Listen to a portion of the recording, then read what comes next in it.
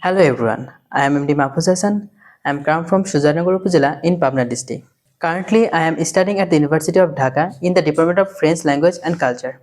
Learning a new language and knowing about different culture has always inspired me. Studying French helps me see the world broader and different perspective. Beyond academics, cricket is a major part of my life. I enjoy playing the game. I am a middle order batsman and I bowl medium fast.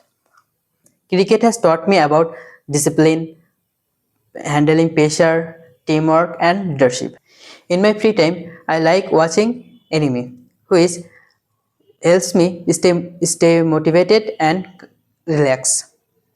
My favorite anime name is Demon Slayer because of its strong storyline, characters, and emotional attachment, and the determination and courageous. Looking ahead, my dream is to see myself as a foreign cadre officer. I want to represent my country on global platform with honesty, discipline, and hard work. I believe that education, discipline, passion is the key factor to serve my country. I am determined to keep learning, growing, and working hard to make my dreams into reality. Thank you for watching.